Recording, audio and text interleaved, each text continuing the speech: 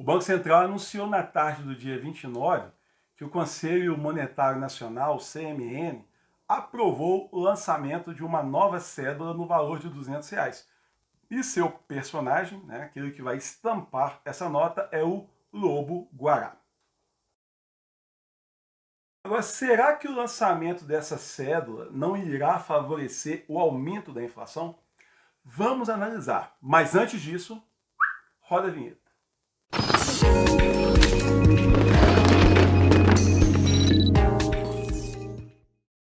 Fala, meus amigos, sou o professor Aender Pereira, seu educador financeiro na área. Antes de tudo, se inscreva no canal, deixe um comentário, porque isso ajuda demais o canal a crescer. Não deixe de curtir, tocar o sininho, porque tudo isso vai ajudar a levar conteúdo de valor para muito mais pessoas e vai me motivar cada vez mais a trazer muita informação de qualidade para vocês. Beleza? Então vamos ao vídeo.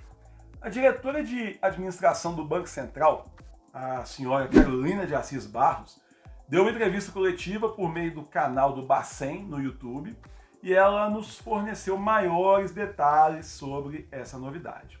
Vamos analisar alguns slides que foram exibidos na coletiva. O slide 1 fala da protagonista da nota, ou seja, a escolha do Lobo-Guará. Ela veio de uma pesquisa realizada lá em 2001 pelo Bacen, junto à população, obviamente, prestigiando o quê? Animais em extinção da fauna brasileira. O primeiro lugar foi a tartaruga marinha, que foi protagonista da nota de R$ 2. O segundo lugar foi o mico-leão dourado, que estampou a nota de R$ 20. E o terceiro lugar foi o lobo-guará, que agora vai ilustrar a nota de R$ 200, a mais valiosa da turma. Tá com moral, hein, lobo-guará? Tanto é que já pipocou meme na internet para tudo quanto é canto. Tem de Gretchen a Zeca Pagodinho, um cachorrinho que eu não sei nem de onde que veio, enfim. A criatividade do brasileiro não tem fim, pessoal? O slide 2 fala da segurança. Os elementos de segurança, segundo ela, só serão apresentados e explicados ao final do mês de agosto, por ser uma boa prática dos bancos centrais só passar informações sobre a nota no dia do lançamento. E haverá também, obviamente, uma campanha de educação para que possa orientar a população acerca de novos elementos de segurança, e também disse que a cédula de R$ 200 ela tem elementos robustos o suficiente para poder se proteger de falsificações. Tá bom? O slide 3, sobre a tiragem.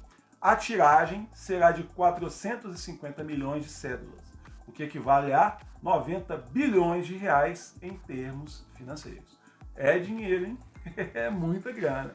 O slide 4 fala do entesouramento.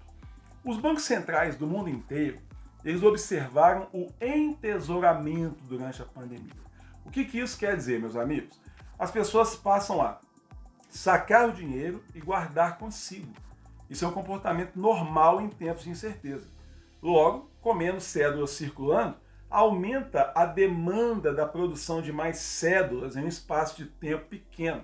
Isso traz, por consequência, um aumento enorme de demanda nas casas de impressão, assim aumenta o custo de produção de novas cédulas, entendeu?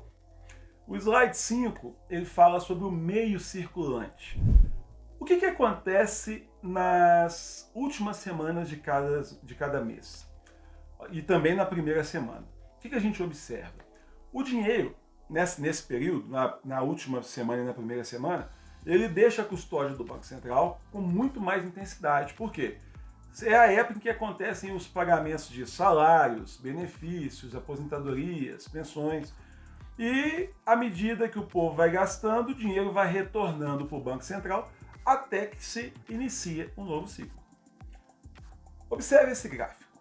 Se a gente observar com atenção, o pico mais alto do mês circulante, ele é em dezembro. Por quê? É o período de festas. Olhando o slide com atenção, a gente vê o seguinte. A gente consegue ver uma evolução do dinheiro circulante da seguinte forma. 265 bilhões em 2018, 281 bilhões em 2019, e aí vem a linha pontilhada. Ela representa a projeção que havia para 2020. Só que foi observado ao longo desse ano, que ainda nem acabou, representado no slide pela linha amarela, ou seja, já está na casa dos 342 bilhões. Pegou de onde que eles tiraram a ideia do entesouramento? O slide 6 representa possíveis causas desse entesouramento. Vamos lá, primeiro lugar, saques para a formação de reservas, ou seja, dinheiro no colchão. Segundo, diminuição do volume de compras, ou seja, dinheiro no colchão. E terceiro, o dinheiro pago aos beneficiários de auxílios governamentais acabaram não retornando com a velocidade esperada para o Bacen, ou seja, dinheiro no colchão. Slide 7. O brasileiro e sua relação com o dinheiro. Segundo a pesquisa realizada pelo Bacen, embora não pareça, mas o dinheiro ainda é a forma mais frequente, tanto para pagamento quanto para recebimentos. É óbvio, né, meu filho? Se você está falando que é a forma mais frequente para pagamento quanto para recebimento, né? Se eu pago em dinheiro, eu recebo em dinheiro. Me ajuda aí, né? Pelo amor de Deus. Né? Comentário inútil esse. Vamos lá. Ou seja, a utilização do dinheiro ainda possui uma importância bastante significativa nas relações comerciais. O slide 8. Métricas de entesouramento. Apesar do Bacen não ter métricas de entesouramento, ele constatou que o volume de dinheiro no período de março a julho de 2020 em poder do público foi de 61 bilhões. Ou seja, matematicamente, é a quantidade de papel moeda que o Bacen emitiu, subtraído de tudo aquilo que os bancos mantêm em caixa para fazer frente aos saques e retiradas dos clientes. Entendeu? Slide 9. Termos gerais que justifiquem o lançamento da nota. Primeiro, momento oportuno. O Bacen identificou que, devido a uma necessidade percebida, associada a tudo isso que eu falei até agora, é o melhor momento para fazer o lançamento da nota. Atuação preventiva.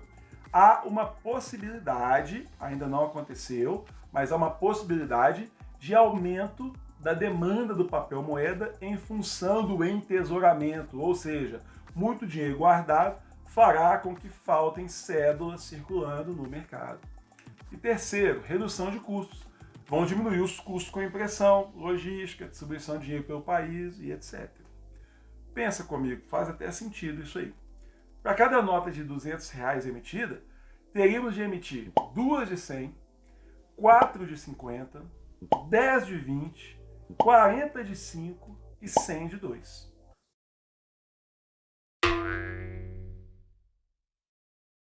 Agora, sobre o aumento da inflação, que é a nossa tônica principal, a Carolina disse que não há relação entre a colocação da nova cédula e o sistema de metas para controle de inflação. A nossa inflação está baixa e estável. O que temos é tão somente que o Banco Central, agindo preventivamente e oportunamente, resolveu lançar a nota porque a população pode vir a demandar mais numerário, ou seja, dinheiro em espécie. Será? Para explicar isso, eu preciso recorrer à história, tá? Então vamos entender essa relação emissão de notas e inflação de uma vez por todas. Muita gente não entende essa relação da forma como deveria. Então, vamos chegar lá em julho de 1994. Nessa época, com a implementação do Plano Real, o Brasil finalmente conquistou a estabilidade monetária que buscava há muito tempo. Com o plano, a inflação, que passava de 2.000% ao ano, ela foi reduzida a patamares honestos, civilizados. Entenda isso agora. A estabilidade, pessoal, ela é percebida, tá? Isso que eu estou falando é uma estabilidade percebida nas cédulas do dinheiro que nós utilizamos hoje no dia a dia. Se a gente observar hoje, com pequenas exceções, o conjunto de notas e moedas que nós utilizamos é o mesmo desde 1994. Tanto que até esse anúncio, a nota de R$100, né, especificamente, ela continuava sendo a de maior denominação até então, ou seja, de maior valor. O que você precisa entender? Em um ambiente de hiperinflação, inflação nas alturas, tá? É muito complicado manter um conjunto estável de cédulas e de moedas. Por quê? a inflação corrói o valor do dinheiro. Então, com todos os preços subindo, uma cédula ela vai comprar cada vez menos.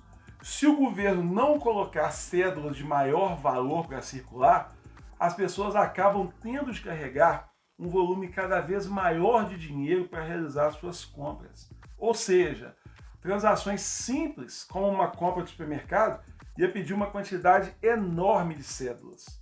Então, lançar cédulas de maior denominação, em época de hiperinflação, diminui esse problema e também ajuda o governo, que não precisa gastar tanto para poder imprimir uma quantidade absurda e cada vez maior de cédulas. Afinal, produzir dinheiro custa dinheiro. Então era isso que acontecia no período anterior ao Plano Real. Com o dinheiro, tá? Como o dinheiro vinha se desvalorizando cada vez mais devido à inflação, novas cédulas de maior valor, elas eram frequentemente introduzidas. E aí as antigas saíam de circulação. Deixa eu dar um exemplo para ficar mais fácil de entender. A nota de 100 mil cruzeiros. Ela foi lançada em outubro de 85. Ela é aquela nota que estampava o rosto do presidente Juscelino Kubitschek. E na época, era a denominação mais elevada, ou seja, era a nota mais cara. Só que menos de 5 anos depois, devido à inflação, em março de 1990, ela teve que ser tirada de circulação pelo Banco Central. Por quê? Já não valia mais nada. Nesse período de inflação bizarra, essa nota ela ainda recebeu um carimbo em 1986 do Plano Cruzado, que é aquele plano que envolveu, entre outras coisas, um corte de 3 zeros. Então, quer dizer, uma nova moeda do cruzado substituiu o cruzeiro. Então, cada cruzado valia 1.000 cruzeiros. Então, as notas do JK, já impressas, receberam um carimbo para indicar a mudança. Então, o Banco Central também introduziu a nota de 100 cruzeiros, que era muito parecida com essa, inclusive. Só que o Plano Cruzado ele não resolveu o problema da inflação. Então, os preços em pouco tempo voltaram a fazer o quê? Crescer aceleradamente. Daí, a necessidade de cédulas de maior denominação acabou se tornando evidente. E isso resultou na introdução de notas de 500, 1.000 e até 10.000 cruzeiros. E aí a nota do JK, né, que uma vez já tinha sido a de maior valor, havia se transformado em troco de cachaça, poucos anos depois. E depois saiu de circulação. Então entenda isso. A inflação é que foi obrigando notas maiores. Todas as cédulas desse período, elas seguiram trajetórias semelhantes. Ou seja, sendo rapidamente eliminadas por algum plano de estabilização ou porque simplesmente não valia mais nada mesmo. Compara a sucessão de cédulas dessa época com o que ocorre no período mais recente, onde a inflação está baixa e controlada. A nota de 100 continua sendo a de maior denominação há 25 anos. Ou seja, não houve necessidade de ser criada uma nova cédula porque a inflação não corroeu o valor dessa moeda. Então, na minha opinião, é mais que opinião, nessa análise que eu fiz, faz sentido, tá? O que a diretora de administração do Banco Central, a Carolina Assis de Barros, disse. O fato que ela disse que a missão dessa nova nota não tem uma relação com a inflação. A inflação está sob controle. Ela tem relação com esses motivos que eu citei anteriormente, como entesouramento, entre outras coisas. Ou seja, o dinheiro que está guardado no colchão. A gente tem que lembrar que uma das medidas de controle da inflação é o aumento da taxa básica de juros, que é a Selic, que acaba inibindo o consumo e aí, consequentemente, força os preços para baixo e não a emissão de novas cédulas. Entendeu? Gostou desse vídeo? Então curta, comente, compartilhe, divulgue. Lembre-se, a educação financeira é um direito de todo cidadão brasileiro e a gente está aqui para garantir esse direito, beleza? Fui! Um abraço para vocês e até o próximo vídeo. Tchau, gente!